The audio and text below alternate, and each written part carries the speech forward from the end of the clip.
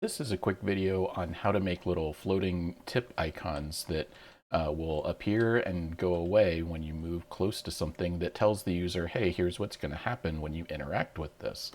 So I've got a door that opens and closes and a treasure chest with a little hint indicator saying this is interactable.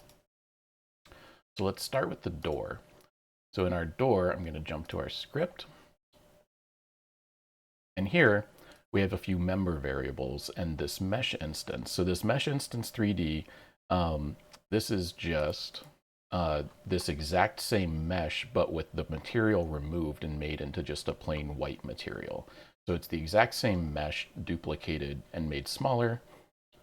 And if we go to our script, we have some member variables. We do in radians are how much we want to rotate. And I'm doing pi over 4, and I'll show you why I'm doing that in a second. For 90 degrees, we actually want pi over 2, but we'll get to that in a minute. Then we also have this rotation speed. This is a value you'll probably play with to get the right speed. I'm using 0.25. Then we're also storing a variable saying whether to rotate or not. So in ready, we just store our starting rotation, and we set this as being visible to false. Now, in physics process, we just say if we're supposed to be rotating, then rotation.y equals starting rotation, and I'm doing minus because of the angle of rotation. So we've got our max rotation, which is pi over 4, which is 45 degrees, times the sine function of the time, like how long the game has been running, times delta to smooth things out, times rotation speed. And the sine value ranges from -1 to +1, but that's not really what we want. What we want is 0 to 1. Well, by just adding 1, I make it 0 to 2. So this is 2 times max rotation. So we need to do pi over 4. And this is multiplied by a max of 2 to get to a pi over 2 for 90 degrees.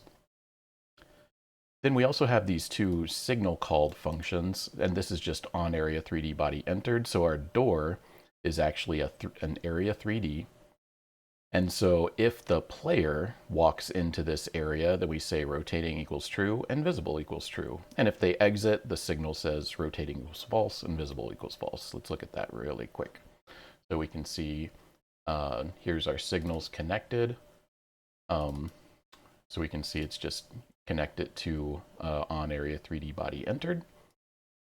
Or you could say on door body entered. And that's it. For our other one, the interactable item, it's very similar. Instead of doing rotation, we're just going to do start Y position, and we've got a bob distance and a bob speed. And so the bob distance is multiplied by sine times the time times the bob speed.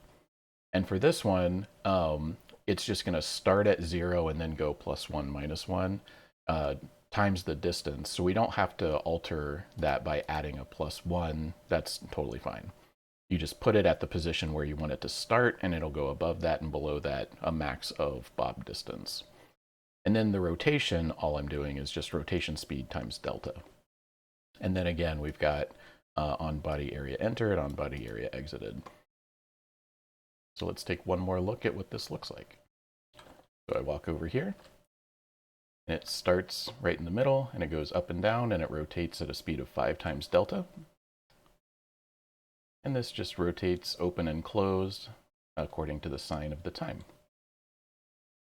So I hope that helps. If you like the video, please like and comment, and I'll see you in the